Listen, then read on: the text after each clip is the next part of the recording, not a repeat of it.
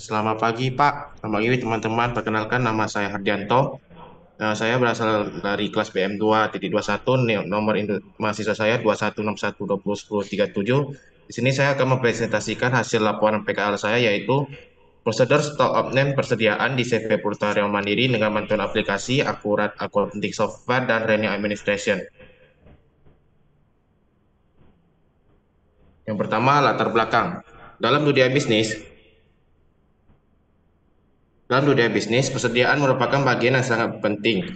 CV Purtarian Mandiri merupakan perusahaan yang bergerak di bidang grosir dan retail yang menjual kebutuhan sehari-hari atau kebutuhan rumah tangga. Dikarenakan terlalu banyak barang yang dijual, maka karyawan harus berhati-hati dalam menjaga barang yang dibeli konsumen. Ditemukannya stok fisik dan sistem yang tidak balance ketika manajer sedang melakukan audit, yang menyebabkan perusahaan memutuskan untuk melakukan kegiatan stock of name yang dilakukan setiap hari dengan aplikasi bantuan, yaitu Akurat dan Rene. Yang kedua, tinjauan pustaka. Stock of name mencakup studi tentang cara perhitungan persediaan, penggunaan teknologi, pengaruhnya terhadap efisiensi operasional, keakuratan pencatatan persediaan, strategi pengelolaan persediaan, serta aspek keuangan dan akuntansi. Melalui studi ini, dapat dipahami praktik terbaik serta tren terkini dalam manajemen persediaan yang dalam membantu perusahaan meningkatkan efisiensi dan akurasi dalam pengelolaan stok.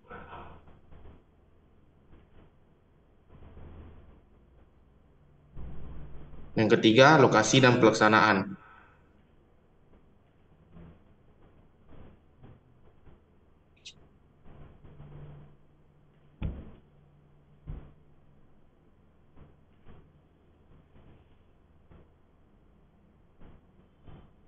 Lokasi dilaksanakannya PKL yaitu ada di CV Purtarian Mandiri yang berada di Jalan Arifin Ahmad nomor 136 sampai 140, Kelurahan Sidurmulyo Timur dan Kecamatan Marpoen Damai. Pelaksanaan PKL dimulai dari hari Jumat tanggal 1 September 2023 dan berakhir pada hari Kamis tanggal 30 November 2023. Yang keempat, laporan hasil PKL. Dalam audit distribution center di CV Putaran Mandiri, stock of name atau SO dilakukan packing selesai. Selain melaporkan stok harian, SO digunakan untuk mendeteksi kesalahan saat packing, penerimaan barang dari supplier, dan kesalahan penempatan barang. Kesalahan dalam perhitungan dapat terjadi karena human error atau kesalahan program. Perubahan strategi kerja akibat restrukturisasi pimpinan juga mempengaruhi dinamika lapangan. Yang terakhir, kesimpulan dan saran. Kesimpulan dari pengalaman magang di CV Purtarian Mandiri, pentingnya meningkatkan ketelitian komunikasi efektif serta pengembangan sumber daya manusia tergambar jelas. Fokus pada kualitas kerja, komunikasi terbuka, dan pertumbuhan profesional karyawan adalah kunci untuk meningkatkan kinerja perusahaan sesuai dengan standar operasional dan mencapai tujuan yang diterapkan. Saran. Saran dari penulis yang diberikan kepada CV Purtarian Mandiri yaitu tingkatkan kompetensi dan wawasan untuk peningkatan kinerja. Yang terakhir, dorong kedisiplinan dan ketelitian untuk mencapai target perusahaan. Selanjutnya, saya akan mencoba menjawab pertanyaan dari Pak Nikolas, yaitu yang pertama, apa masalah yang pada laporan PKL? Masalah yang ada di dalam laporan PKL adalah ditemukannya stok fisik dengan stok yang berada di sistem tidak balance, seperti misalnya stok divisi ada satu, tetapi di stok sistem kita sudah nol, berarti itu ketika ditelusuri berarti ada kesalahan dalam human error. Yang kedua, kenapa muncul masalah karena di sini dikarenakan banyak sekali barang yang dijual mengakibatkan beberapa karyawan bisa saja loss atau bisa teledor dalam memberikan barang yang akan diberikan kepada konsumen. Yang ketiga, bagaimana mengatasi masalah? Cara mengatasi masalah yaitu dengan melakukan stock of name yang dilakukan setiap hari dari pagi sampai siang. Yang itu dilakukan selama dalam kurun waktu 1 tahun untuk menyelesaikan semua stok yang ada di dalam di di CV Putra Mandiri. Silakan Pak untuk pertanyaan keempat dan kelima ya. Oke, Hardianto, Hmm, di sini kamu pakai dua aplikasi ya, betul ya? betul. Halo? Halo, ya Pak. Ya, dua aplikasi benar ya. Kan aplikasinya berbeda Iya, ya, tidak saling terkait ya. iya, betul. Bagaimana ya cara kamu mengatasi data yang tidak sinkron? Cara mengatasi data yang sinkron pertama ketika melakukan entry data atau input data kita harus melakukan cek terlebih dahulu ketika untuk akan menyimpan data tersebut. Kemudian dari dua aplikasi tersebut dia berhubung satu sama lain Pak. Misalnya dari aplikasi Akurat, Akurat itu hanya untuk stok untuk di sistem kita. Kalau untuk aplikasi Rene itu untuk penjualan yang berada di server putaran mandiri. Jadi setiap pagi kita akan melakukan sinkronasi data dari Akurat untuk mengirimkan ke data ke Rene untuk data itu terus terupdate setiap hari.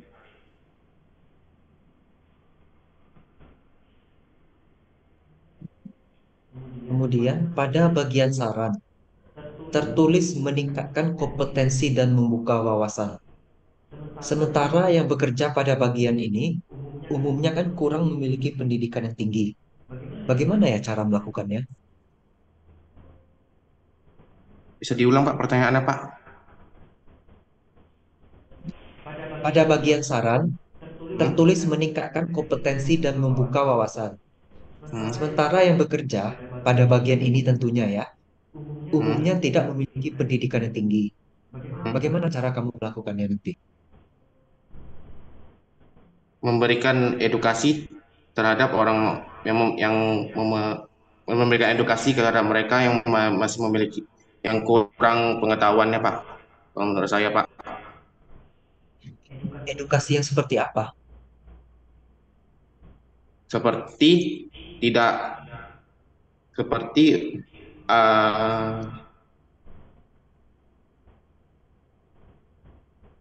seperti tidak terburu-buru ketika melakukan packingan suatu barang, serta agar lebih teliti dalam memberikan barang kepada customer.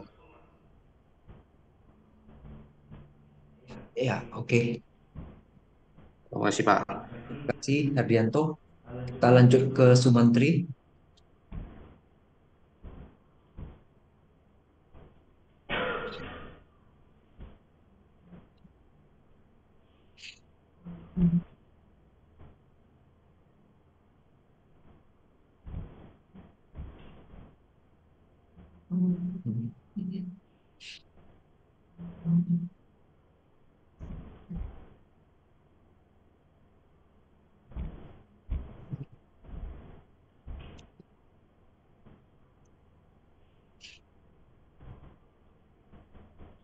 Siti Salwa ada? Ada, Pak. Ya, silakan dimulai, Siti.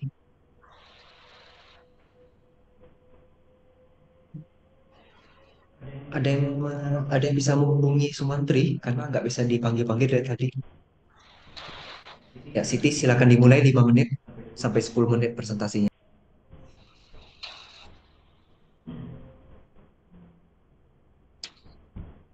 Selamat pagi, Pak. Selamat pagi, teman-teman. Kenalkan, nama saya Siti Salwa Kurnia Putri dengan NIM 2161201238. Izinkan saya mempresentasikan hasil praktek kerja lapangan saya yang berjudul Motivasi dan Disiplin Kerja Pegawai di Biro Pesra Sekretariat Daerah Provinsi Riau dalam periode bulan September sampai dengan November 2023. Paparan ini saya sampaikan dalam 5 slide. Yang pertama ada latar belakang masalah. Sumber daya manusia merupakan teori sentral dalam organisasi maupun perusahaan agar aktivitas manajemen berjalan baik. perusahaan harus memiliki pegawai yang berpengetahuan dan berketerampilan tinggi serta dapat mengelola sumber daya manusia dan faktor-faktor produksinya secara efektif dan efisien melalui penggunaan sumber daya manusia. Setiap usaha tidak mungkin dapat lepas dari manusia karena manusialah yang mengelolanya.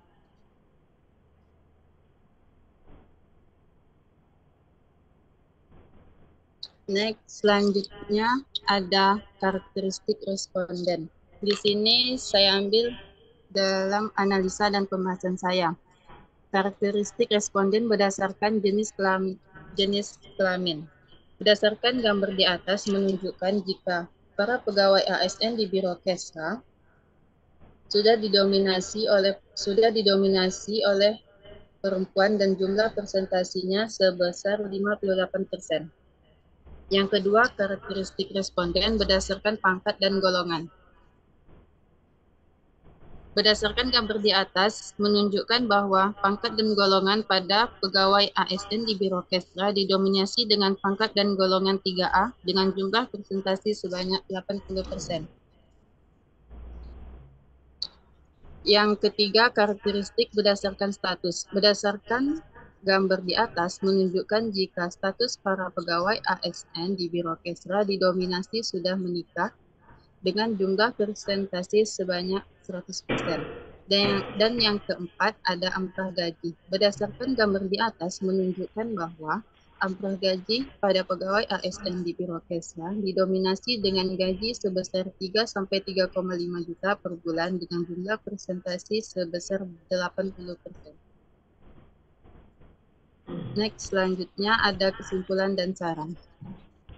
Kesimpulan dan saran. Kesimpulan di instansi Biro Kesra, Sekretariat Daerah Provinsi Riau, para pegawai ASN sudah memiliki kebutuhan fisiologis dan rasa aman yang telah tercukupi serta rasa harmonis yang telah terbangun antar rekan kerja. Yang kedua, disiplin kerja. Menunjukkan bahwa para pegawai di Biro Kesra, Sekretariat Daerah selalu taat dan disiplin serta komitmen terhadap aturan yang telah dibuat, baik pada tingkat pusat maupun tingkat daerah. Yang kedua ada saran. Yang pertama di instansi. Di instansi, peningkatan motivasi kerja pegawai perlu diperhatikan seperti kebutuhan penghargaan dengan cara memberikan penghargaan kepada pegawai yang berprestasi seperti promosi jabatan dan memberikan bonus. Yang kedua, bagi peneliti sebelumnya, saya menyarankan agar peneliti selanjutnya, saya menyarankan agar peneliti selanjutnya untuk menambahkan variabel agar hasilnya bisa lebih maksimal. Selanjutnya saya akan menjawab 3 pertanyaan dari Bapak. Yang pertama, apa yang menjadi masalah di perusahaan? Yang menjadi masalah di perusahaan ada beberapa pegawai yang kurangnya kesadaran kedisiplinan seperti keterlambatan dalam bekerja dan suka menunda pekerjaan. Dan yang kedua, kenapa muncul masalah? Karena kurangnya kesadaran dari pegawai yang menyebabkan masalah tersebut. Dan yang ketiga, cara mengatasi masalah, kurangnya pemerhatian secara langsung dari atasan ke pegawai dan terjalinnya komunikasi yang baik antar pegawai dan sesama pegawai dan atasan. Selanjutnya, Pak.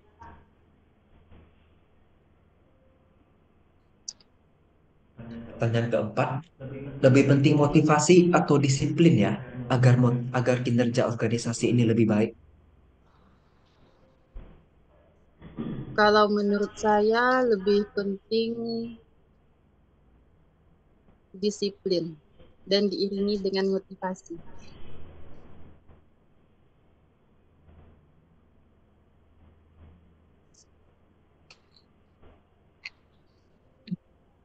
Alasannya kenapa?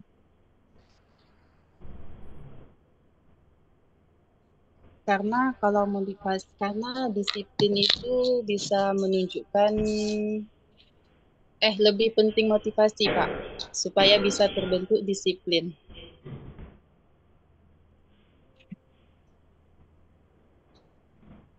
Kamu kan ada melakukan wawancara ya. Iya, Pak. Di kesimpulan dari kegiatan wawancara yang telah dilakukan itu apa? Eh, Kesimpulannya, saya mengetahui apa yang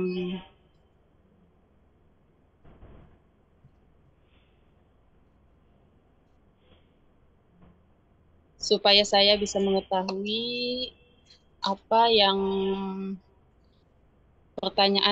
apa yang bisa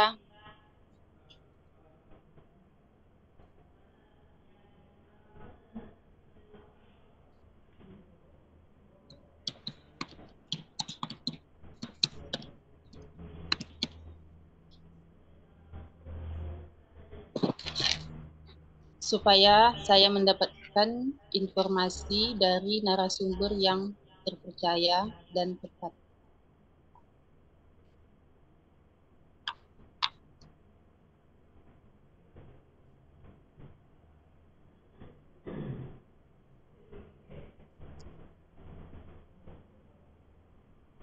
Supaya mendapat informasi yang akurat juga.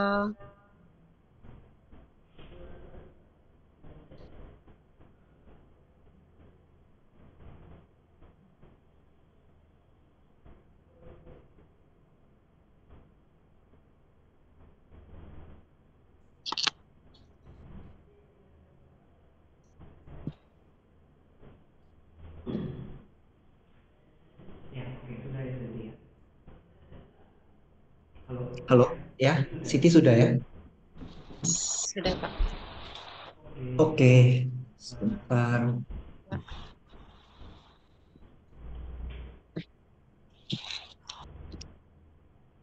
Saya minta waktu sebentar 5 menit untuk istirahat bentar ya.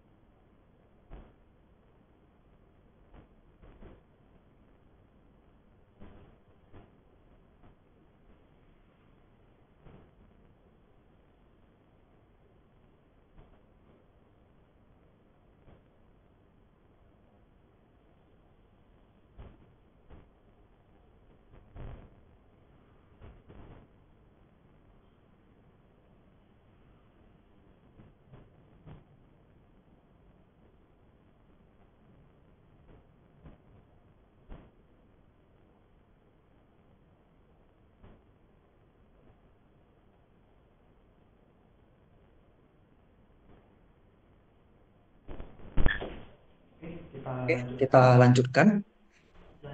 Selanjutnya, Sumantri. Halo, Sumantri.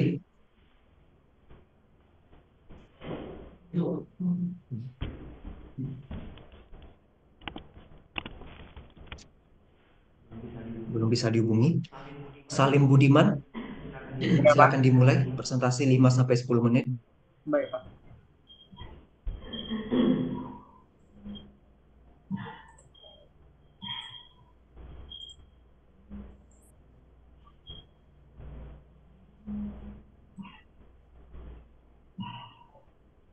Selam- Selamat pagi, Pak. Selamat pagi, teman-teman. Perkenalkan, nama saya Salim Budiman dengan NIM 216-120-1052 BM221. Saya akan melakukan seminar lapor akhir KKM dengan tema strategi peningkatan kepuasan kerja pada karyawan di CV Sindo Grasa Sejahtera. Latar belakang. Kepuasan kerja merupakan hal yang sangat penting di dalam suatu organisasi maupun perusahaan. Dalam rangka meningkatkan kepuasan kerja, karyawan tidak terlepas dari peran unit sumber daya manusia yang ada di organisasi atau perusahaan tersebut. Karyawan di dalam perusahaan merupakan sumber daya terpenting guna mendukung tercapai visi misi yang telah dibuat. Oleh sebab itu, pengelolaan sumber daya manusia dan perusahaan merupakan hal yang penting untuk dilakukan. CV Sindo Graha Sejahtera merupakan perusahaan bergerak di bidang distributor dan penjualan mebel, menjual berbagai jenis mebel untuk keperluan rumah tangga, perkantoran, dan industri. Untuk melaksanakan hal tersebut dibutuhkan sumber daya manusia dengan kinerja yang tinggi, mempunyai jiwa melayani dan bertindak profesional. Oleh karena itu, untuk menjaga keberlangsungan perusahaan, CV Sindo Graha Sejahtera harus mampu mengelola sumber daya manusia dengan baik, seperti memberikan perhatian khusus tentang kepuasan kerja dan dampaknya pada kinerja karyawan. Dengan demikian, CV Sindograha Sejahtera dapat mempertahankan sumber daya manusia terbaik sebagai salah satu aset perusahaan.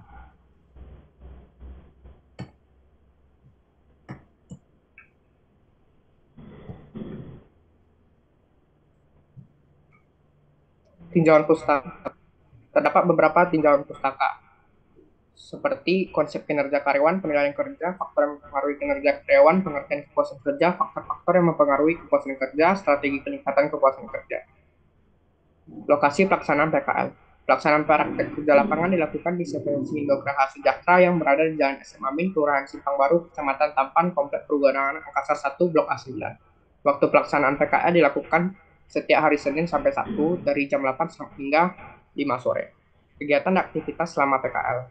Aktivitas selama pelaksanaan pekerjaan lapangan di CV Sindograha Sejahtera di bagian staf administrasi sebagai berikut. Mengisi buku kehadiran dan keberangkatan keluar kota para karyawan dan tenaga kerja secara manual. Memilih dan menyusun dokumen-dokumen perusahaan, membuat laporan nilai stok barang seperti kode, nama barang, dan lain-lain. Laporan hasil KKL.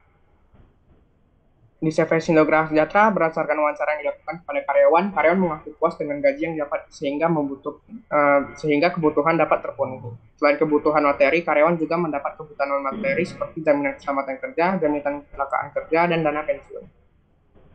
Kesimpulannya, kepuasan kerja karyawan di CV Sindograha Sejahtera telah berjalan dengan baik dan terencana. Sejak berdiri tahun 2005, CV Sindograha Sejahtera mampu mempertahankan karyawan hingga sekarang. Karyawan di CV Sindograha Sejahtera mengatakan bahwa mereka puas dengan lingkungan dan iklim kerja yang diterapkan oleh perusahaan. Karyawan mengaku puas dengan gaji yang didapat sehingga kebutuhan dapat terpenuhi. Sarannya, disarankan untuk absensi kehadiran karyawan dan tenaga kerja di CV Sindograha Sejahtera sebaiknya menggunakan mesin absensi digital seperti sidik jari. Dengan begitu, dapat membantu menghindari kesalahan pencatatan serta dapat memantau kedisiplinan kerja karyawan. Sekian, terima kasih. Selanjutnya saya akan menjawab pertanyaan dari Bapak Nicholas. Yang pertama, apa yang menjadi masalah? Yang menjadi masalah dampak bonus dan gaji yang diberikan terhadap karyawan di CV Sindograha Sejahtera.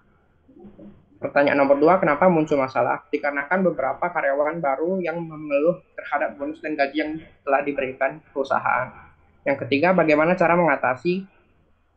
Dengan cara memimpin, melakukan evaluasi kinerja karyawan dan memberikan gaji dan bonus sesuai dengan kinerja karyawan di CV Sindograha Sejahtera.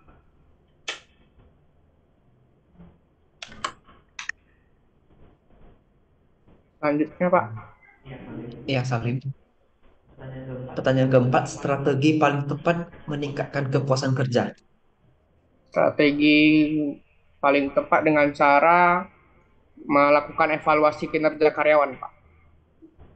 Agar bonus dan yang diberikan dapat sesuai, dapat mengetahui, melakukan evaluasi kinerja agar pemimpin tahu bagaimana cara dan memberikan bonus gaji terhadap karyawan.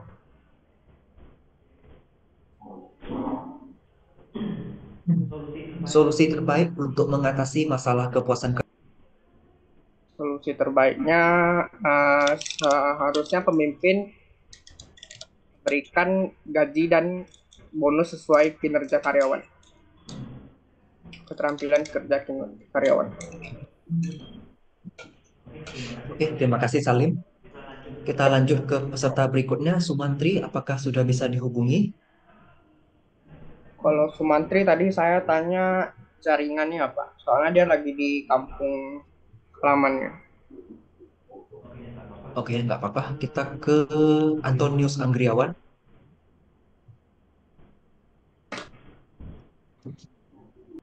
Sebentar saya coba share screen dulu, Pak.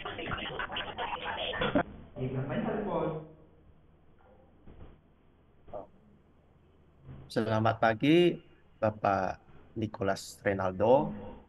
Selamat pagi, teman-teman semua sekalian. Saya Antonius Anggriawan dari kelas akuntansi AM121 NIM 21622010118 ingin akan menjelaskan bagaimana pengelolaan pajak pada perusahaan hotel dari PT Pancakarisma Budi Perkasa. Ini ada laporan hasil praktik kerja lapangan saya selama saya magang 3 bulan di Hotel Puraya. Dilatar belakangi dari negara kita, Indonesia memiliki sistem perpajakan yang rumit dan beragam.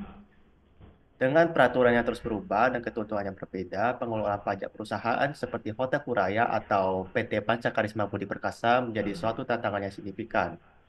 Eh, Bagi pekerja profesional perpajakan di Hotel Kuraya harus terus mengikuti perkembangan hukum perpajakan yang dinamis dan berupaya memahami implikasi dari cara operasi bisnis mereka. Oleh karena itu, saya melakukan laporan praktek kerja lapangan untuk menggali lebih dalam bagaimana Hotel Kuraya mengelola pajak dari perusahaan itu sendiri. Tujuan dari praktik kerja lapangan tersebut adalah yang pertama untuk mengetahui jenis-jenis yang pajak yang dikenakan pada perusahaan perhotelan seperti PT Pancakarisma Budi Perkasa atau Hotel Kuraya dan yang untuk menganalisis cara menghitung serta pelaporan pajak-pajak yang dikenakan pada perusahaan tersebut. Jenis-jenis pajak perhotelan pada umumnya yang saya dapatkan ada pajak penghasilan, pajak pertambahan nilai, pajak daerah, dan bea materai.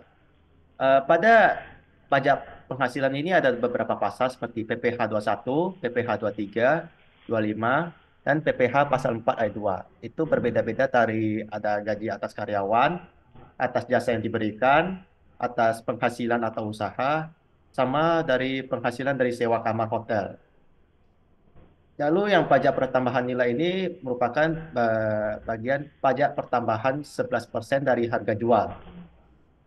Lalu ada pajak daerah yang dikenakan oleh daerah setempat seperti Pemkot, pemerintah Kota Pekanbaru atau pemerintah provinsi. Pajak daerah yang dikenakan pada hotel pada umumnya itu ada pajak hotel dari pelayanan kamar hotel. Lalu ada pajak restoran sama pajak hiburan. Lalu berikut ada tarif-tarif pajak yang dikenakan. Di sini ada banyak, saya langsung ringkas di satu slide.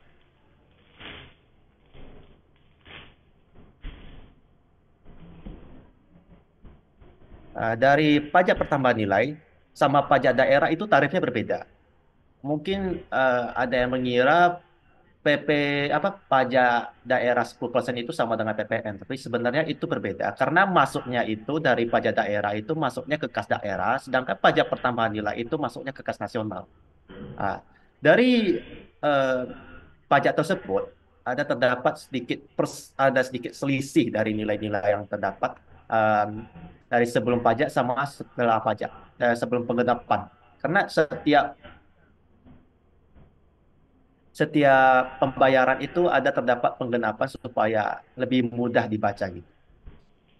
Lalu ada pajak penghasilan dari PPh 21, itu kita hitung-hitung aja dari karyawan dengan gaji 7 juta sebulan yang sudah menikah dan punya 3 anak.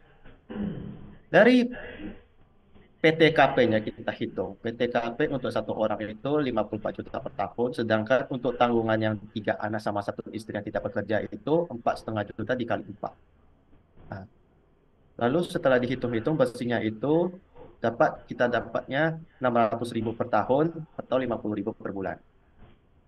Lalu kita terdapat beberapa permasalahan ya, seperti pajak daerah yang dikenakan itu ada pajak hotel, pajak restoran, dan pajak hiburan.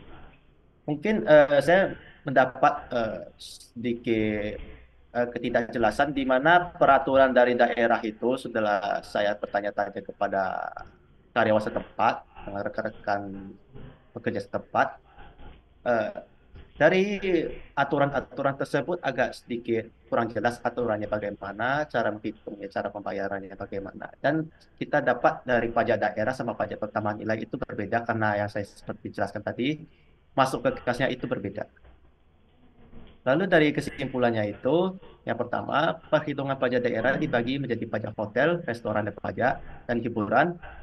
PT Pancakarisma Budi Perkasa sudah sesuai dengan undang-undang yang berlaku. Namun masih terdapat sedikit selisih dari perhitungan pajak yang dikenakan karena adanya pembulatan. Lalu yang kedua, dalam SOP dari perhitungan dan perjunalan pajak daerah dapat dibuat lebih baik lagi karena SOP dari catatan pajak daerah masih belum jelas. Lalu saran dari saya itu untuk perhitungan pajak lebih bagus,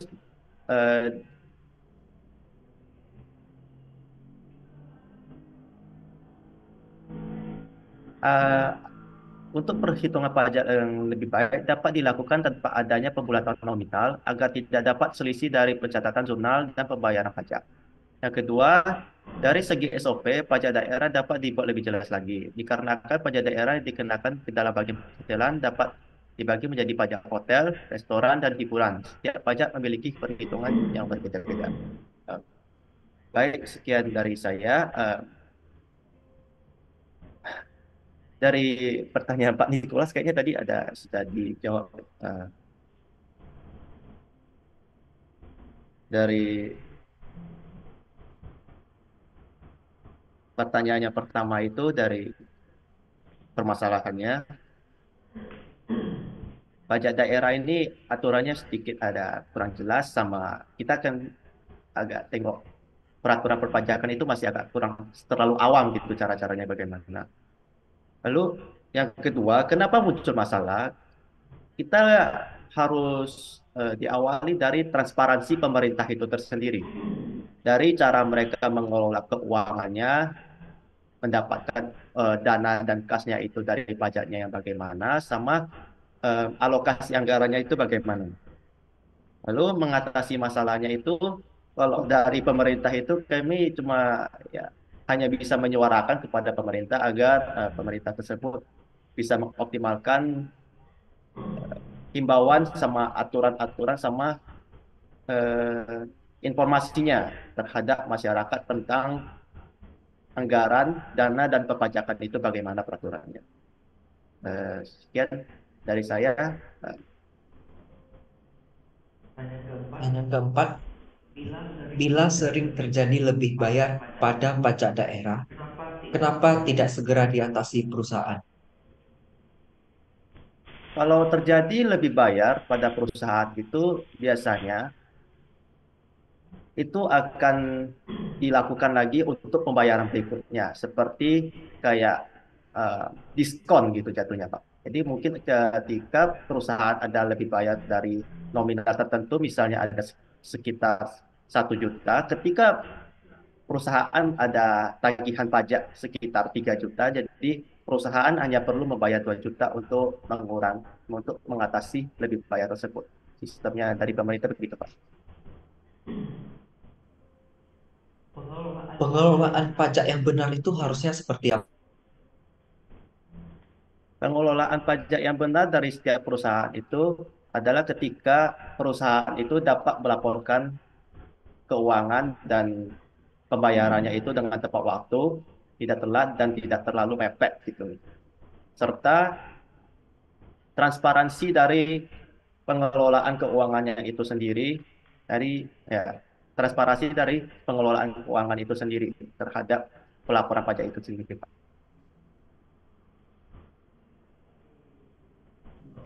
Oke, sudah. Saya rasa sudah cukup. Kita lanjut. Sumantri, apakah sudah bisa?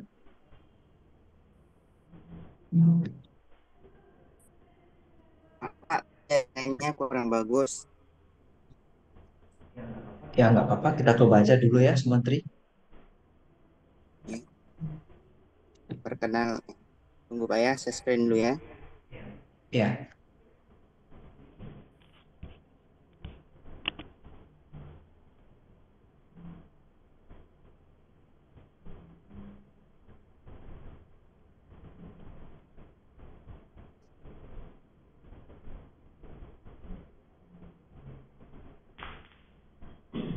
Perkenalkan, nama saya Andri.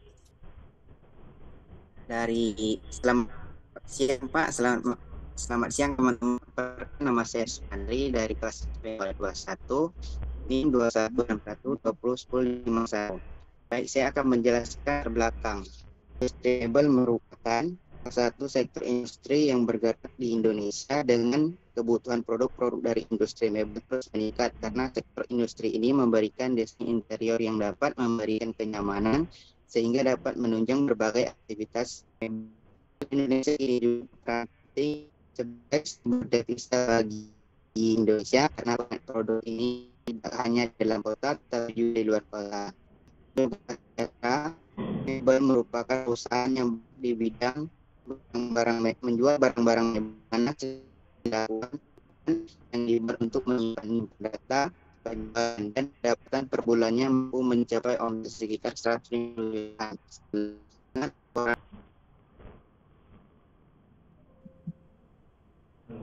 Halo, Sumantri. Screen-nya nampak, Pak? Iya, belum nampak. Soalnya kurang bagus juga, Pak, jaringannya. Tunggu ya.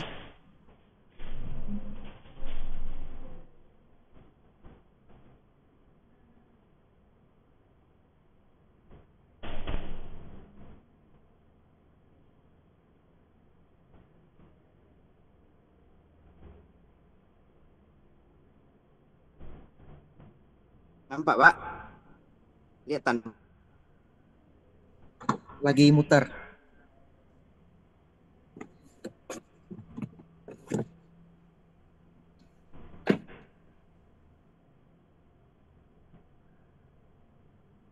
Lihat, Pak. Gini aja Sumantri, kamu tutup share screen-nya, kamu presentasi tanpa PPT, biar sinyal kamu lebih lancar. Oh, baik.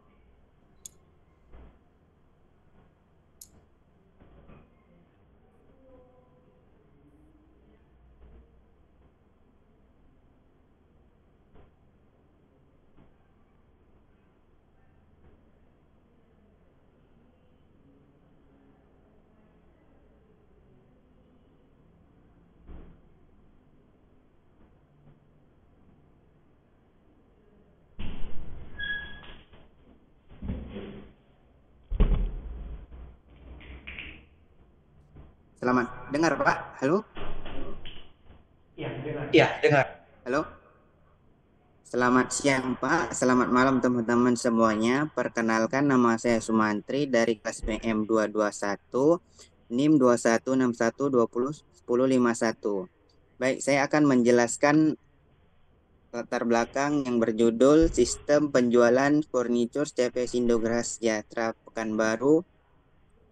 Yang pertama itu latar belakang masalah. Industri mebel merupakan salah satu sektor industri yang terus berkembang di Indonesia dengan kebutuhan produk-produk dari industri mebel terus meningkat karena industri ini memberikan desain interior yang dapat memberikan kenyamanan sehingga dapat menunjang berbagai aktivitas.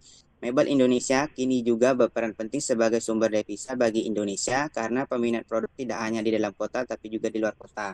CPS Indogara Sejahtera Mebel merupakan perusahaan yang bergerak penjualan barang-barang mebel di mana setiap harinya dilakukan pembukuan yang dibuat untuk menyimpan data-data penjualan. Dengan pendapatan per bulannya mampu mencapai omset sekitar 150 jutaan sebulan. Dan untuk laporan hasil penjualan per bulannya masih banyak. Stok pencatatan yang rancu, stok barang yang kurang terkontrol, serta kurang luasnya lingkup promosi.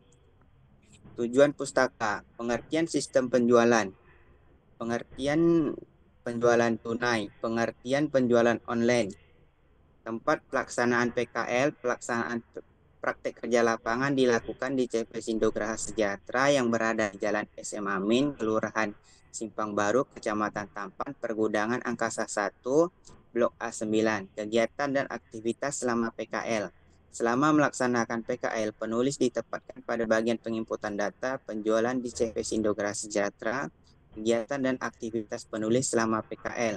Yang pertama itu selama melaksanakan PKL, penulis rutin membuka surat jalan atau faktur penjualan. Penulis merekap faktur penjualan dan menginput data penjualan sekaligus merapikan berkas dokumen yang belum dirapikan di meja. Penulis menyusun biaya yang terpakai dan menginput biaya. Laporan hasil PKL, sistem penjualan tunai dari CPS Indogara Sejahtera diawali dengan konsumen datang ke perusahaan untuk mencari barang yang diperlukan, lalu setelah selesai mendapatkan barang atau dilanjutkan dengan melakukan transaksi pembayaran barang yang dibeli oleh konsumen dengan pembeli tunai oleh bos atau karyawan. Kemudian menjadi kesepakatan antara konsumen. Penjualan tunai diawali dengan permintaan dari konsumen ke perusahaan. Jika ada kerusakan terhadap produk yang dibeli, pihak perusahaan mengecek kembali terdahulu kemudian dan mengganti dengan produk yang baru. Kesimpulannya, berdasarkan pengamatan yang dilakukan, penulis selama menjalani PKL di CV Sindograh Sejahtera, maka dapat diambil kesimpulan yaitu proses sistem informasi penjualan berjalan lancar tanpa ada kendala dalam berbelanja, serta barang yang diperlukan juga tersedia dengan baik sehingga membuat konsumen lebih mudah untuk membeli barang tanpa takut ketika ada kerusakan barang itu.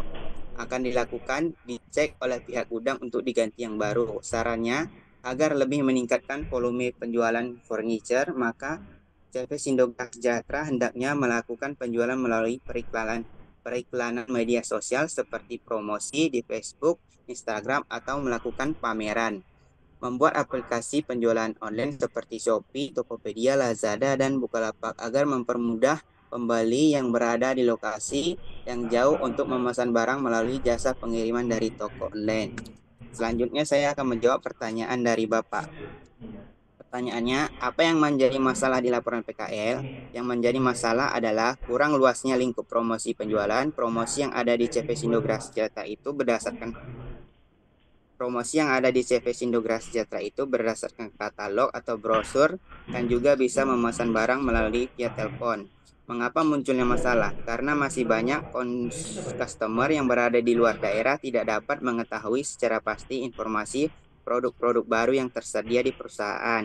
Yang ketiga, bagaimana mengatasi masalah? Dengan melakukan adanya sistem penjualan secara online dan melakukan promosi melalui media sosial yang dapat membantu perusahaan mengoptimalkan pemasaran dan penjualan, serta membantu pelanggan untuk mendapatkan informasi produk yang ada di perusahaan.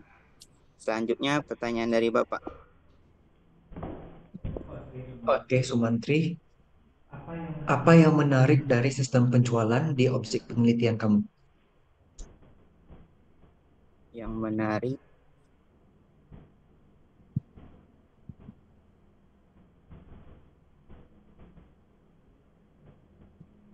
apa pertanyaan tadi, Pak?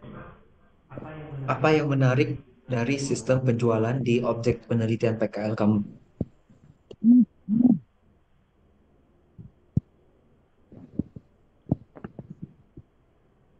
Sistem penjualannya, pembeli yang tertarik untuk membeli produk yang diinginkan melalui periklanan, Pak, atau promosi media sosial. Kemudian, solusi terbaik yang dapat kamu berikan untuk mengatasi masalah di sistem penjualan bagaimana? Cara mengatasinya dengan melakukan promosi di media sosial seperti Instagram, Facebook.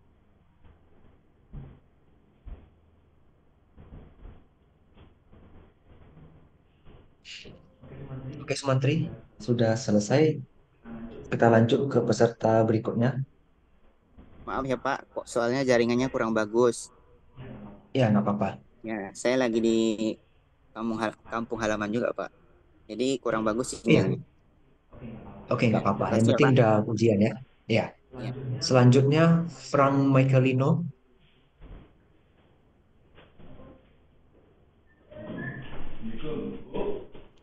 Ya, Pak.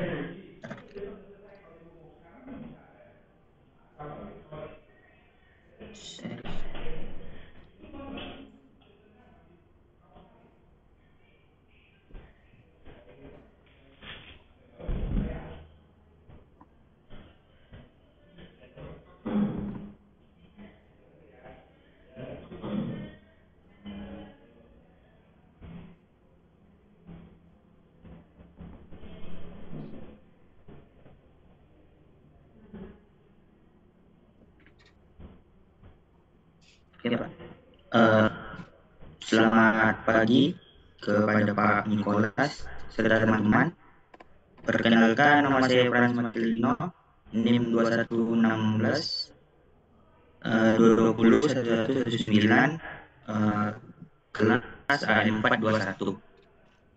Saya akan menjelaskan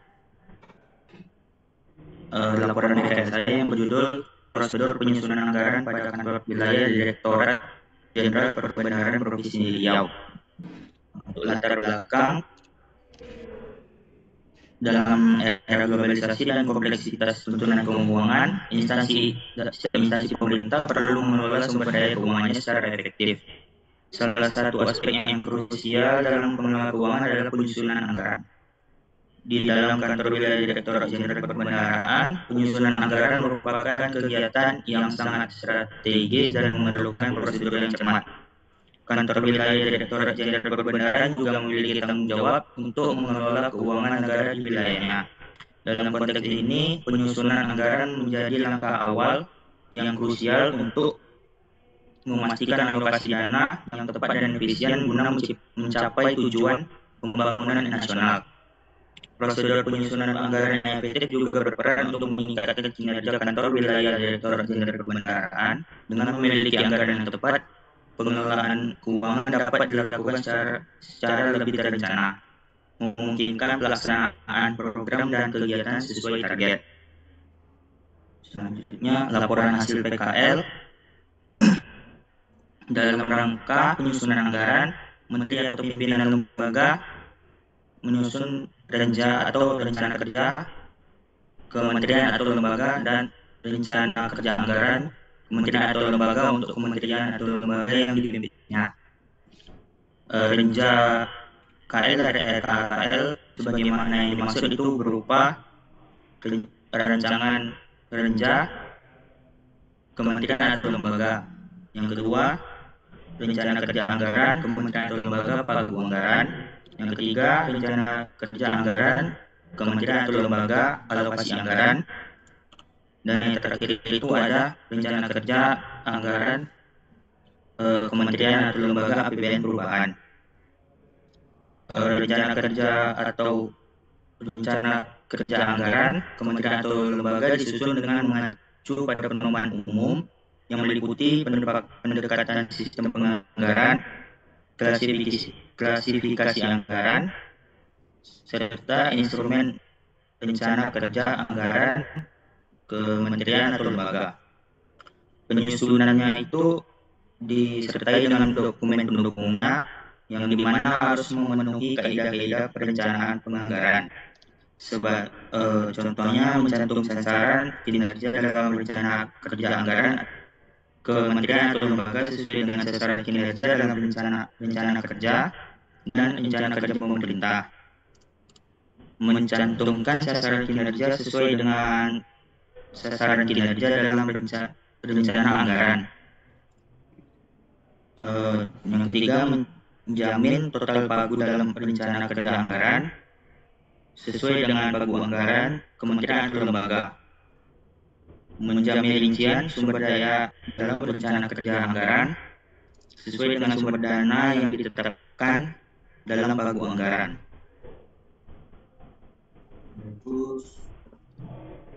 Kesimpulan prosedur penyusunan anggaran di kantor wilayah Direktorat Jenderal Perbendaharaan harus memperhitungkan kompleksitas keuangan yang melibatkan berbagai sumber pendapatan dan pengeluaran. Keahlian dan pemahaman mendalam tentang kebijakan fiskal dan perbendaharaan menjadi kunci dalam merancang prosedur yang mampu mengelola variabilitas dan meminimalkan risiko. Saran, proses penyusunan anggaran perlu terus diperbarui dan disesuaikan dengan perubahan kebijakan dan kondisi ekonomis yang dinamis, sehingga anggaran tetap relevan dan mampu merespon tantangan saat ini. Baik, saya akan menjawab tiga pertanyaan dari Pak Nicholas. Itu yang pertama, apa masalah pada laporan PKL?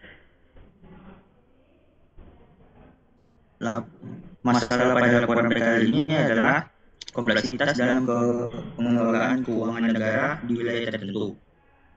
Kebutuhan akan prosedur penyusunan anggaran yang cermat dan efektif, serta perlunya pelatihan pengembangan sumber daya manusia untuk menghadapi kondisi keuangan yang kompleks. Yang kedua itu kenapa muncul masalah tersebut? Masalah tersebut muncul karena adanya kompleksitas tuntunan keuangan PSSI, serta perlunya instansi pemerintah itu seperti kantor wilayah Direktorat Jenderal Perbendaharaan untuk mengelola sumber daya keuangannya secara efektif. Bagaimana mengatasi masalah tersebut? Itu dengan cara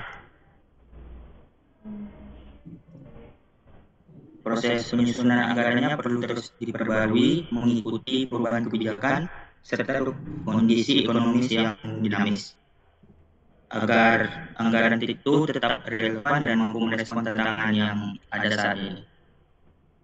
Selanjutnya, Pak. Oke. Pertanyaan keempat, tahapan apa yang paling penting dalam penyusunan anggaran? Bagaimana, Pak? Bisa diulangi?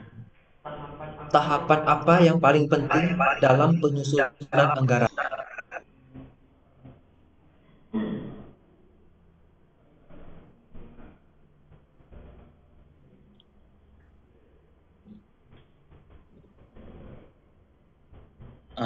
Itu yang paling penting itu penentuan tujuan dan sasarannya, Pak.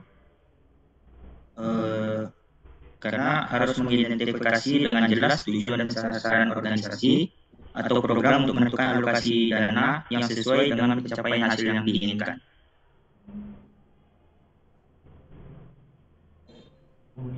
Kemudian, ini kan tahapannya cukup panjang ya. Kalau menurut kamu, Iya, Pak. tahapan apa yang sekiranya dapat ditiadakan dalam proses penyusunan anggaran?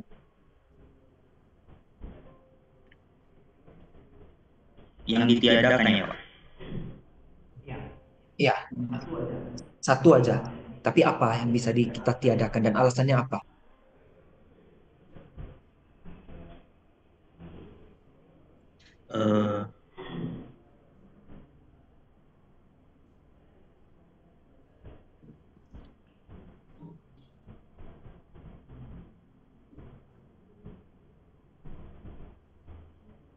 Menurut saya sih, yang proses yang seharusnya ditiadakan itu rencana kerja kementerian atau lembaga pagu anggaran sih, Pak. Karena dia hampir sama dengan alokasi ini, dan yang alokasi anggaran itu dia sudah mencakup seperti kayak total keseluruhan anggaran serta langsung dialokasikan kemana-kemananya itu, Pak. Jadi dia lebih detail yang dialokasi anggaran ini. Sedangkan pagu anggaran itu dia cuma mencakup detail angka dana anggaran itu aja sih, Pak.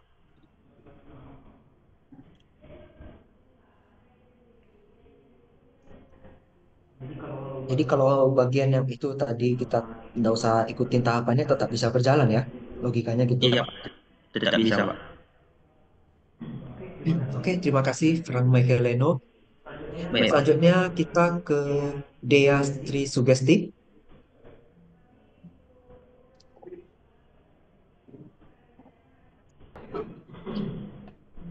Oke, baik. Terima kasih Pak Nikolas dan selamat pagi teman-teman semua. Perkenalkan, nama saya Dea Sri Sugesti. Saya akan membawakan hasil dari laporan akhir saya yang berjudul Pengelolaan Anggaran Pemeliharaan Kendaraan pada bagian TWRT Kanwil DJPB Provinsi Riau. Nah, jadi pada umumnya setiap organisasi itu perlu memerlukan anggaran dalam menjalankan aktivitas organisasinya. Nah, anggaran pengeluaran ini harus dikelola dengan baik.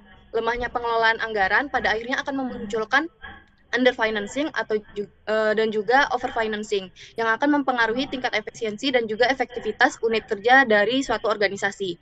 Sehingga biaya program kegiatan yang telah ditetapkan itu bisa saja kurang atau tidak cukup. Oleh sebab itu, pengelolaan anggaran itu sangat diperlukan bagi suatu organisasi.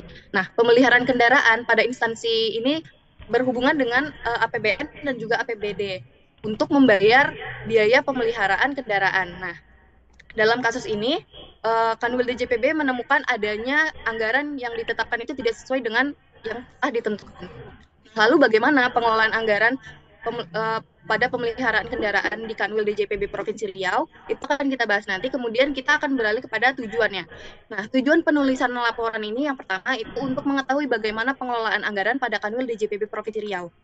Kemudian yang kedua yaitu untuk mengetahui bagaimana pengelolaan pemeliharaan kendaraan pada bagian TWRT Kanwil DJPB Provinsi Riau.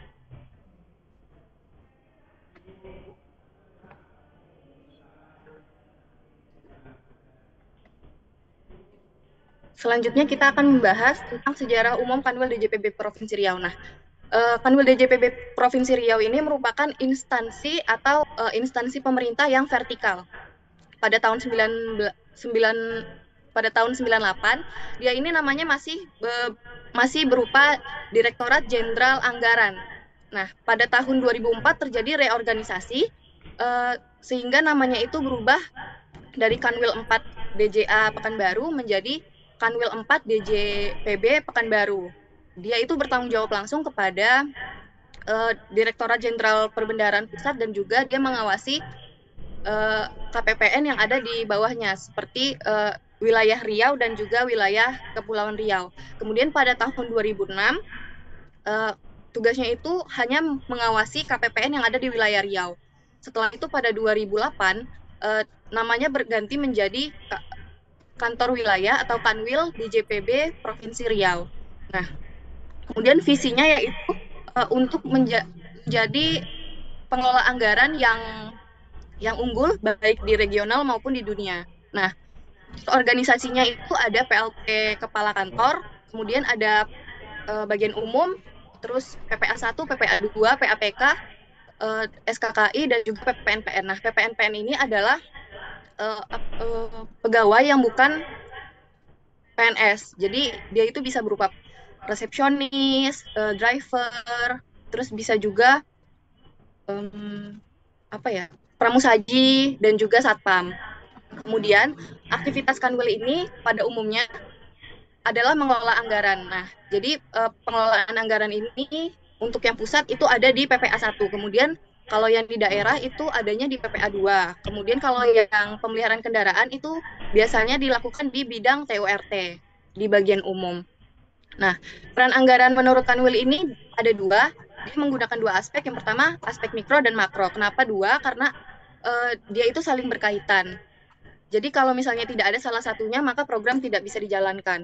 Kemudian jenis anggarannya itu yang digunakan ada dua juga, PPBS dan juga performance budgeting. Nah, proses penyusunan anggaran ini dia sistemnya terpusat, artinya dia itu masih mengikuti proses penyusunan anggaran dari pemerintah.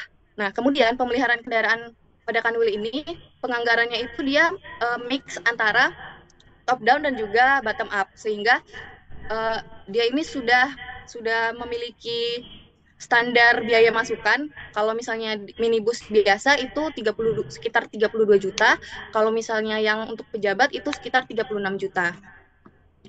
Nah, kesimpulannya yang pertama itu pengelolaan anggaran pada Kanwil DJPB itu bisa dikatakan baik karena dia sudah sesuai dengan pemerintahan, maksudnya pedoman penyusunan anggaran pada pemerintah.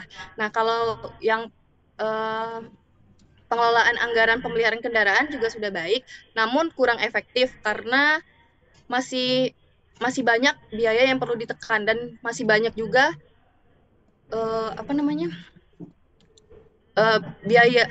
biaya dinas keluar kota yang masih perlu ditekan. Nah, yang ketiga itu ada mekanisme teknis pelaksanaannya yang sudah baik dan sesuai dengan pedoman dan tata cara pemeliharaan kendaraan dalam peraturan Kementerian Keuangan. Nah, saran yang dapat dilakukan adalah lakukan efisiensi dan efektivitas pengeluaran anggaran pemeliharaan kendaraan dengan melakukan penekanan dan juga pengurangan atau penghematan anggaran pengeluaran terkait dengan perjalanan dinas dan juga pemeliharaan kendaraan.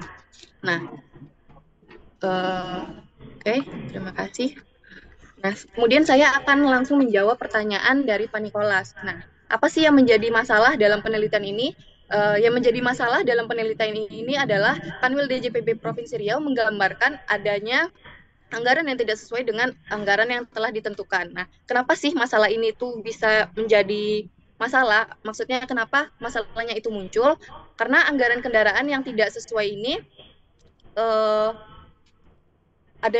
ditemukan karena adanya peningkatan kegiatan di luar kantor oleh satuan kerja atau karyawan yang menyebabkan anggaran dinas keluar kota ini menjadi lebih besar dan biaya yang sudah dianggarkan itu tidak sesuai gitu. Tidak hanya itu, persediaan suku cadang yang ada di luar kota itu juga adanya di luar kota sehingga biaya yang dibutuhkan itu semakin besar dan membengkak. Artinya anggaran itu menjadi over financing yang dapat mempengaruhi tingkat efektivitas dan juga efisiensi dari unit kerja Kanwil DJPB Provinsi Riau. Kemudian apa sih solusinya? Nah, solusinya sama seperti yang disaran tadi, yaitu dengan melakukan efisiensi dan juga efektivitas pengeluaran anggaran pada pemeliharaan kendaraan dan juga perjalanan dinas sehingga terjadi penghematan dan juga biaya dari penghematan itu bisa dialokasikan untuk kegiatan yang lain. Terima kasih Pak, dilanjut. Silakan Pak, pertanyaan yang lain dilanjut. Oke, terima kasih Dea. Pada bagian kesimpulan, tertulis pengelolaan anggaran dapat dikatakan baik. Iya. Lalu kenapa masih dibahas pada laporan PKL ini? Sebentar ya Pak. Nah, pengelolaan anggaran itu kan bisa dikatakan baik ya Pak. Nah, artinya dia sudah sesuai, namun pada efisiensinya itu tuh kayak masih janggal dan masih kayak perlu dibenahi. Jadi dia melihat adanya pembengkakan nih di sini, tapi dalam proses penyusunannya atau dalam pengelolaannya itu sudah sesuai dengan peraturan yang ada. Jadi yang digarisbawahi yang ketidakefisienannya aja Pak. Gitu. Cara mengatur efisiensi dan efektivitas pengeluaran anggaran pemeliharaan kendaraan. Nah, caranya yang pertama itu kita harus memantau. Nah, kalau di Kanwil DJPB Provinsi Riau itu, Pak, dia ada aplikasi namanya, kalau nggak salah Siman. Nah, Siman itu adalah sistem manajemen aset negara. Nah, di sana kita bisa memantau tuh, Pak, bagaimana efektivitas dan efisiensinya sehingga bisa ditinjau dan diperbaiki lagi atau dioptimalisasi lagi, Pak. Gitu. Terima kasih, Pak. Oke, terima kasih Dea. Jawabannya bagus. Selanjutnya, Rido Angguna.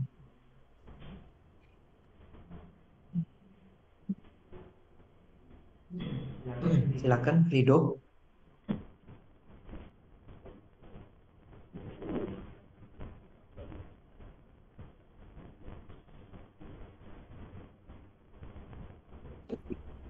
Assalamualaikum warahmatullahi wabarakatuh. Selamat pagi Pak. Selamat pagi teman-teman. Perkenalkan, nama saya Rido Angguna, kelas S2 21 dengan NIM 2161201234. Ingin mempresentasikan kegiatan PKL saya dengan judul pengelolaan surat masuk dan keluar pada kantor Dewan Perwakilan Rakyat Daerah atau DPRD Kota Pekanbaru. Latar belakang dalam dunia kerja khususnya setiap institusi pemerintahan sudah menerapkan sistem ataupun teknologi informasi untuk membantu dalam segala hal. Meskipun demikian, surat juga masih menjadi salah satu media komunikasi yang sangat penting. Surat berperan penting dalam mempelancar segala urusan, baik itu bisnis, pendidikan, dan lainnya sebagainya. Dan era perkembangan dunia saat ini nyaris tidak ada perusahaan, organisasi maupun instansi yang terlepas dari surat menyurat. Dewan Perwakilan Rakyat Daerah DPRD Pekanbaru adalah lembaga legislatif unikarmal yang menjadi mitra kerja pemerintah Kota Pekanbaru, Provinsi Riau. Sebagai instansi, Dewan Perwakilan Rakyat Daerah DPRD Kota Pekanbaru juga tidak lepas dari masalah surat menyurat dalam menjalankan tugasnya. Adapun permasalahan yang kerap terjadi dalam pengelolaan surat masuk dan keluar pada kantor Dewan Perwakilan Rakyat Daerah DPRD Kota Pekanbaru yaitu penumpukan surat yang mengakibatkan suratnya rusak bahkan hilangnya surat.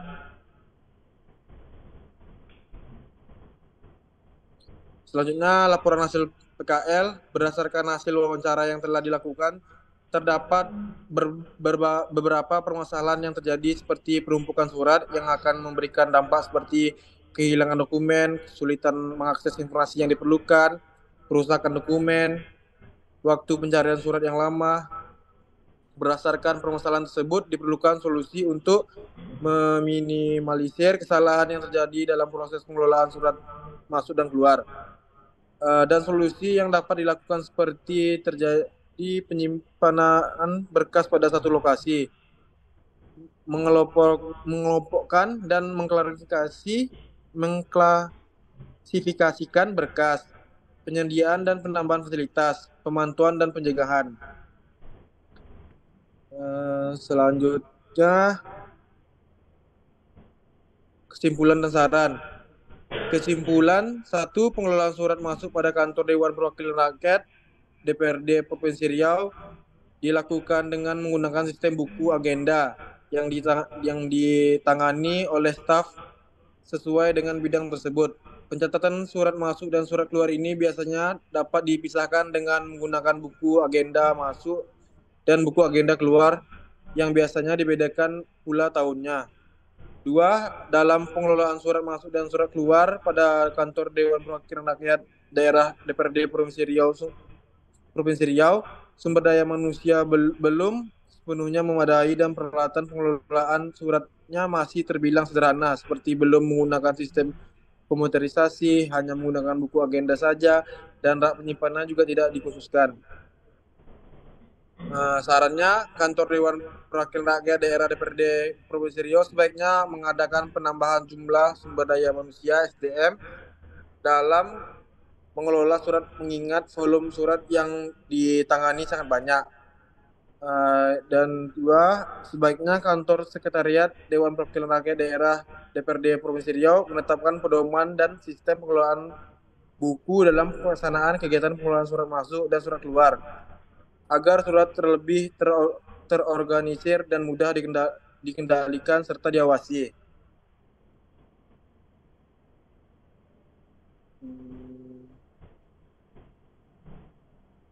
Baiklah, saya akan menjawab pertanyaan 3 dari Bapak Nicholas.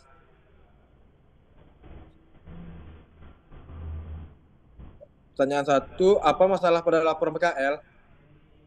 Jawabannya, masalah yang terjadi seperti penumpukan surat, Pak, yang mungkin akan membuat kita kesulitan dalam mencari surat ketika dibutuhkan. Dan jika surat bertumpuk juga akan mengakibatkan surat itu rusak, Pak. Dan yang kedua, kenapa muncul masalah? Permasalahan ini mungkin dapat terjadi karena minimnya tempat penyimpanan surat. Sebenarnya ada tempat penyimpanan, namun jumlah tempat penyimpanan dan jumlah surat tidak sebanding, dan juga mungkin akan mengakibatkan permasalahan lainnya seperti kehilangan dokumen, kesulitan mengakses informasi yang diperlukan, perusakan dokumen, waktu pencarian surat yang lama. Dan pertanyaan yang ketiga, bagaimana mengatasi masalah?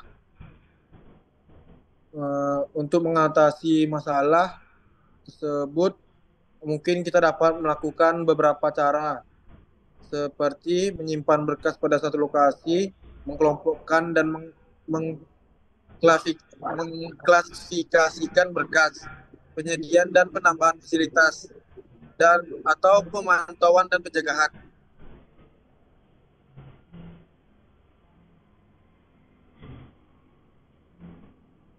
Sudah, Pak.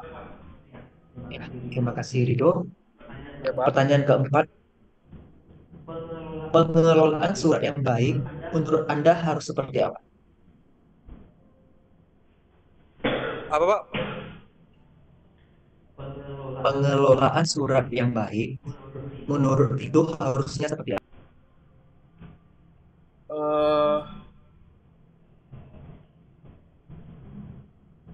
Menurut saya,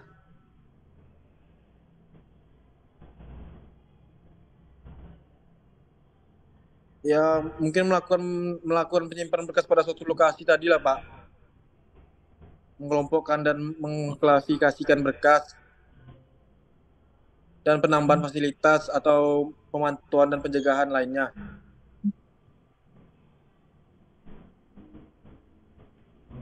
Oke, pertanyaan terakhir. Dari metode pengamatan dan wawancara, masing-masing metode ini dapat memberikan kesimpulan apa terhadap fenomena yang terjadi.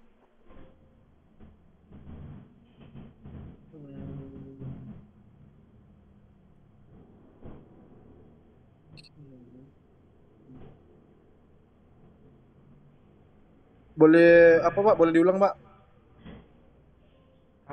Kamu kan pakai metode pengamatan dan wawancara ya. Ya, Tentu masing-masing ada dong kesimpulannya.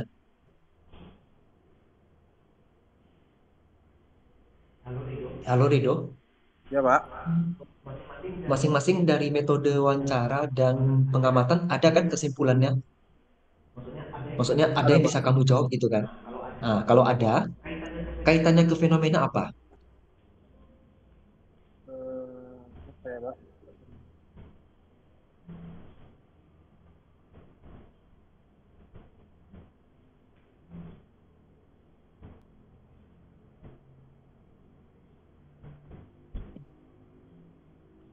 Bentar ya Pak. Kesimpulan.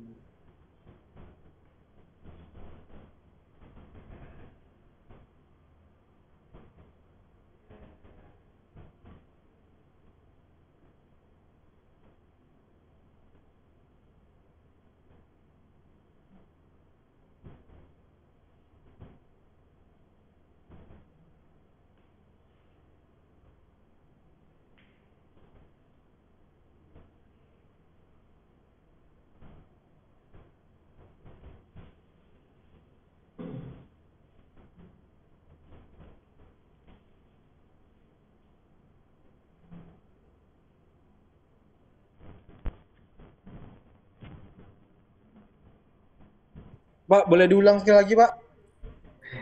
Ya, Eh, kamu pakai metode pengamatan dan wawancara kan di bab 3, saya baca. ya,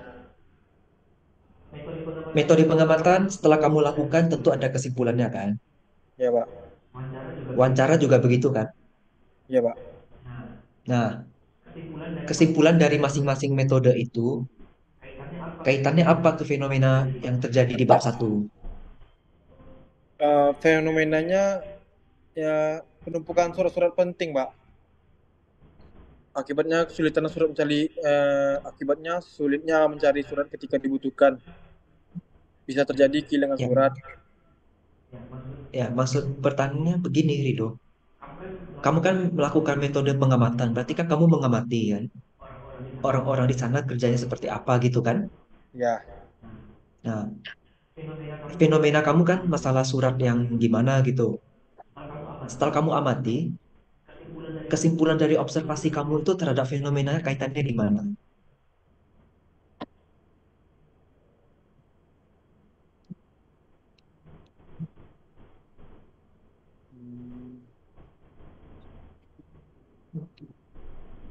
bentar Pak. Kalau fenomena paham maksudnya apa? Kurang Pak. Di metodologi ada belajar RUP kan? Ada Pak. Di bab 1 itu ada latar belakang masalah ya. Iya Pak. Latar belakang masalah itu berisi tentang fenomena. Fenomena itu apa yang kita harapkan tidak sesuai dengan kenyataan. Misal, contohnya sederhana, kita mengharapkan surat masuk itu semuanya kita susun rapi, pakai nomor, urutkan berdasarkan tanggal. Itu harapan kita ya. Iya Pak. Kenyataannya yang terjadi surat masuk ke kita itu susunannya berantakan, nomornya kacau, ada yang tidak pakai tanggal. Nah, itu kan faktanya tidak sesuai dengan harapan kita. Itu namanya fenomena. Nah, kamu kan fenomena udah kamu jelaskan di bab 1 ya. Ya Pak. Sekarang kan kamu melakukan observasi nih di bab 3 kan? Nah, kesimpulan dari observasi yang sudah kamu lakukan, coba kamu kaitkan ke fenomena.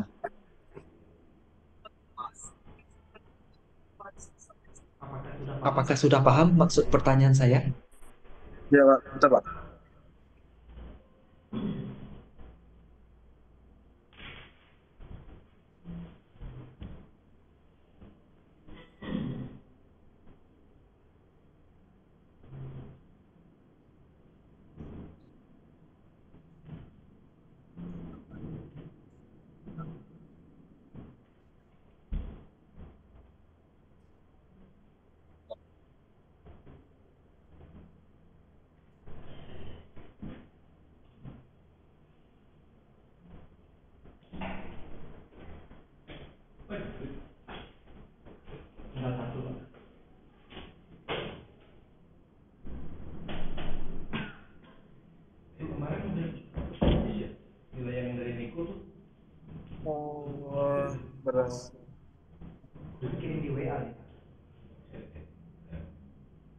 Mungkin berdasarkan wawancara yang telah dilakukan, memang adanya kurang tempat penyimpanan yang memadai, Pak.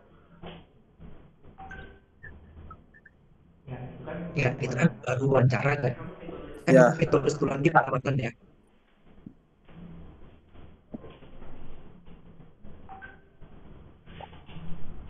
yang berdasarkan pengamatan,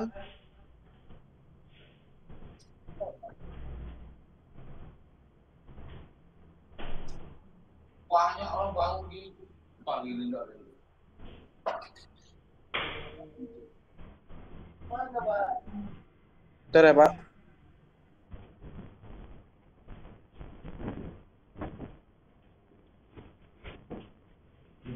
Gimana Rido? Apa tadi dijawab?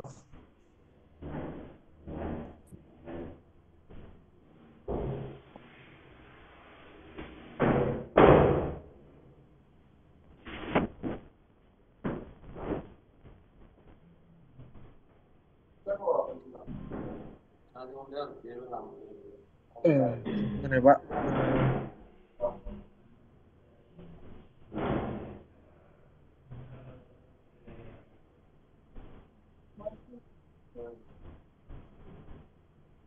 Berarti fenomena kesimpulannya ya, Pak? Fenomena itu berbeda dengan kesimpulan.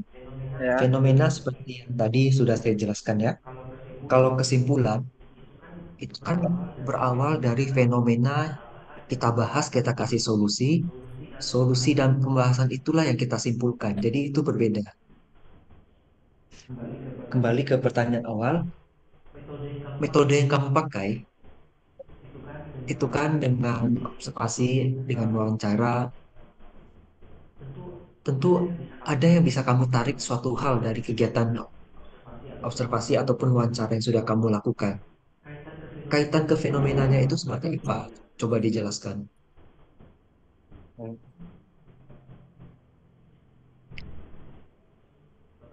Pertanyaan-pertanyaan yang seperti ini itu nanti akan muncul lagi pada saat seminar proposal dan sidang skripsi. Jadi memang sebaiknya harus dipahami betul Ya, Pak. kan kesempatan untuk belajar ya. Ya, Pak. Coba dipikirkan dulu jawabannya.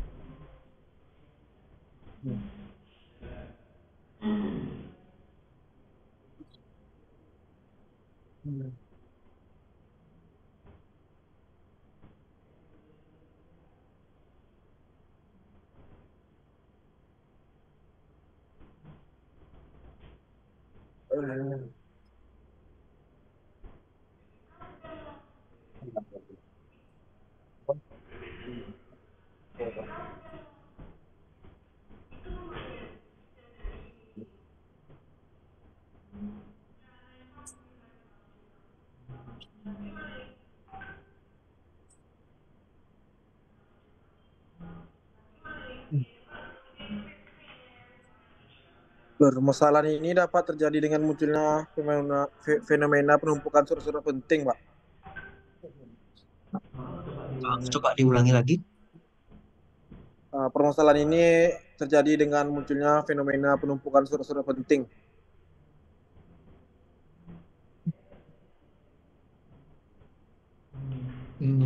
Sebenarnya jawabannya kurang tepat itu ya, Rido. Tapi nggak apa-apa. Jadi gini, fenomena kamu dengan penumpukan surat penting ya. Ya, Pak. Artinya surat penting itu nggak boleh menumpuk kan? Ya, Pak. Kamu sudah melakukan pengamatan di sana. Kamu mengamati orang itu kerjanya bagaimana di sana.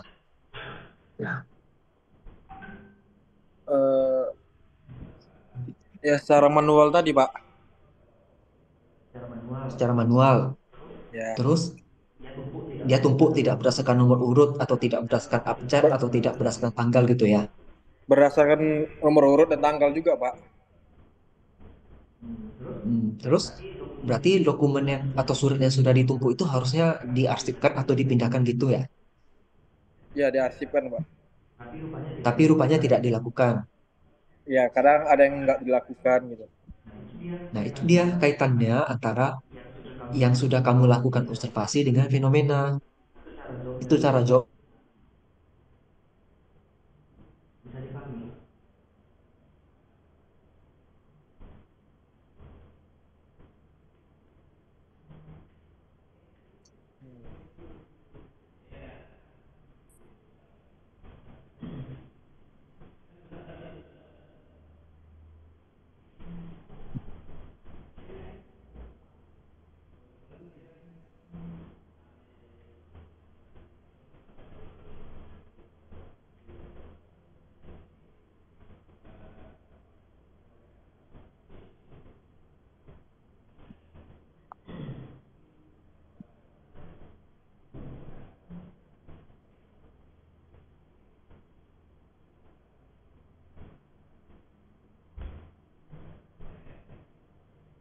Ya, halo Rido. Iya, Pak. Ya, udah mengerti barusan penjelasan tadi? Eh, kurang, Pak. Oke, saya ulangi ya. Iya, Pak. Fenomena yang terjadi penumpukan surat penting. Iya, Pak. Surat penting kalau sudah kita letak, harusnya kita arsipkan, kita pindahin ke lemari dokumen gitu kan? Iya. Sementara yang terjadi kan tidak seperti itu. Mm. Kamu kan di sana melakukan observasi. Kamu melihat mereka kerjanya apa saja. Mereka datang, mereka angkat dokumen. Rupanya dokumennya hanya sekedar tumpuk-tumpuk. Lalu dokumennya tidak dipindahkan ke tempat yang seharusnya. Sehingga terjadi penumpukan surat-surat penting tersebut. Jadi kan hasil observasinya menyatakan bahwa orang-orang yang mengurus ini tidak menjalankan tugasnya sesuai dengan yang sepertinya, tidak sesuai dengan yang seharusnya. Iya. Timbul fenomena penumpukan surat masuk atau surat penting. Sudah Iya. paham? Iya, Pak. Nah, itu kan untuk yang observasi. Kalau yang dari wawancara bagaimana? Coba dengan analogi yang sama kamu jelaskan kepada saya. Hmm.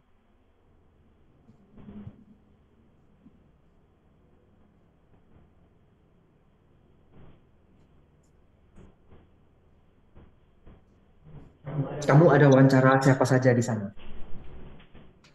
Orang bagian umum surat masuk, Pak.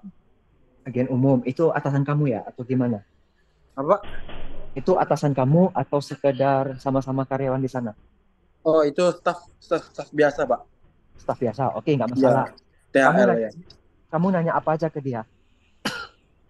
Ya, ya yang tadi itu, Pak, kayak bagaimana kerjanya mengarsipkan dokumen, surat masuk dan surat keluar yang Ya. dibuat, terus disimpan di mana gitu. Nah, dari pertanyaan-pertanyaan dan jawaban yang sudah kamu dapat, apa intisarinya? Kaitkan ke fenomena. Seperti cara saya jelaskan tadi yang observasi. Memang masih terjadi kekurangan pada penyimpanannya aja, Pak.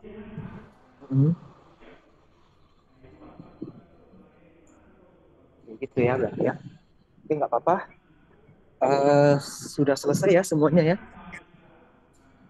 Ya, Pak. Berarti ini saya langsung input nilai.